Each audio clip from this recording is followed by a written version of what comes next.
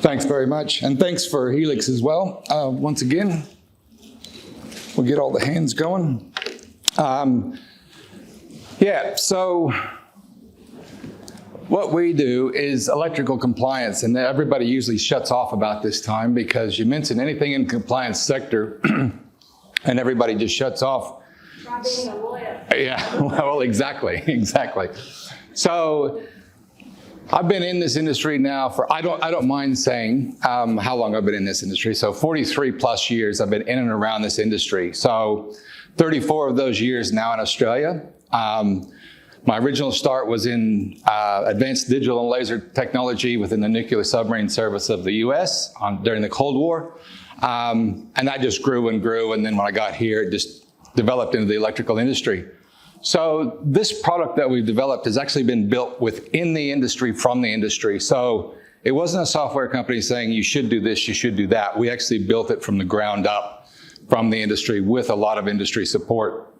So the single biggest, most dangerous thing on your construction site is electricity. It's the only thing that's going to kill, well, it's not the only thing that's going to kill you, but it has the potential to kill you. It has the potential to burn your asset down. And yet, you wouldn't believe it, but there's no oversight. So plumbers, I was talking to a plumber today, and he said, oh, when we finish our job, we have to have an inspector come in. You got form work, you got trenches for footings, and they have to have an inspector come in and check and make sure it's right. The electrical industry has nothing. You get an electrician, they come in, they do the job, they give you the invoice, they said, she's all sweet, and he leaves, okay? So that's a shocker, isn't it? So what we've got is we've got standards that take and rule over this. So we have heaps of federal standards. We have our 2 electrical Australian standards, the electrical wiring rules and the testing rules, and those are what every electrician should follow. So there's federal processes and laws and regulations around this. We have the Workplace Health and Safety Act, the Safety Bill, and also the safety regulations. So those are federal documents that control what electricians do on everything from residential through construction to mining to oil and gas to defense. It's all the same. And then we're backed up by the state rules, regulations, and acts as well, which then reiterate this. So it's not like we don't have the framework, we just don't have the oversight. So this is a current test sheet out in the market.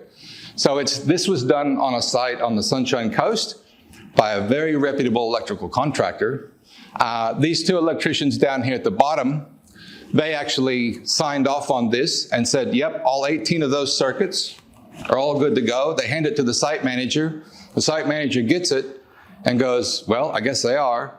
And then that document has to be stored for 7 years because the electrical regulator can come back and request that document up to 7 years. So the issue we have on this document was all 18 of these circuits failed the Australian standards, not only in one place, but multiple places. And as well, you see the little scratch marks over there in that 3rd column over, and it's got a 4 or something, 11 before. So you try to take that into court, it would not be admissible evidence. The prosecuting attorney for the Electrical Safety Office would then throw that out. And as well, we could have done that document up and post-dated it 5 minutes before we walked into court. So there's no validity in these documents. So this is where one of the sections failed, that's where another section failed, and then as I said, you've got that chicken scratch over there. And it's like, who did that, at what time did they do that, when did that change, and why did that change?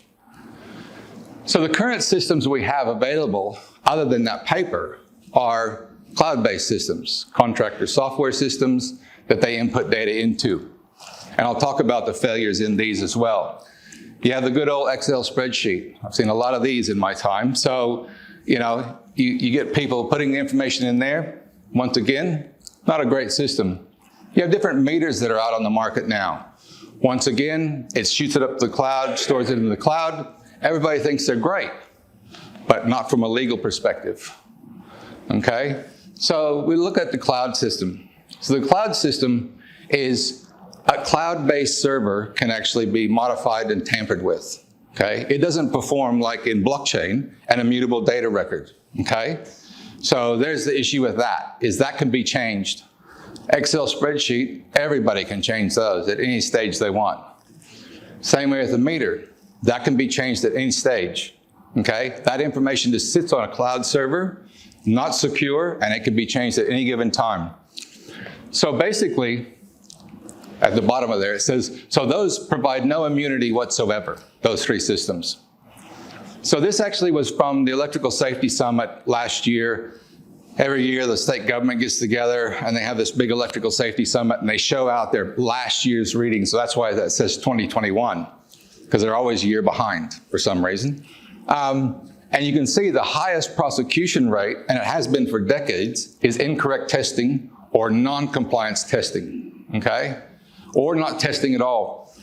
The latest statistic that I read 2 days ago from the largest National Electrical Contractors Association stated that 4 out of 5 contractors are negligent or do not test at all. So the process is because of those regulations, we're required to test at the end of that job to make sure it's safe, won't catch fire, won't electrocute anybody, and it's fully compliant to the Australian standards. This is the process that's not happening at the moment. And if it is, it's being done very bad.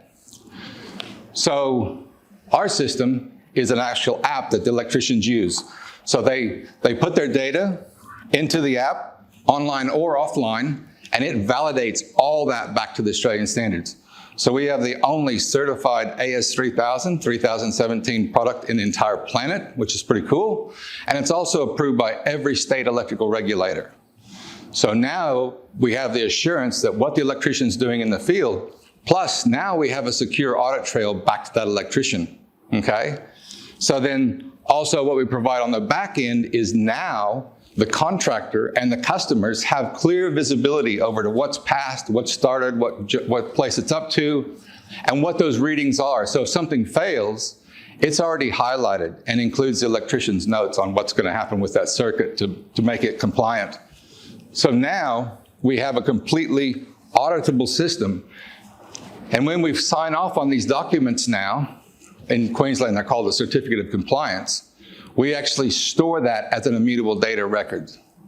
So our information goes on the server on here, and yes, this could be tampered with, but our security for everybody up and down this pipeline, from the electrician to the contractor, to the site manager, to the construction company, to the asset owner, to their directors, and now even to the insurance companies, is this other document that we've housed across into the immutable data record storage.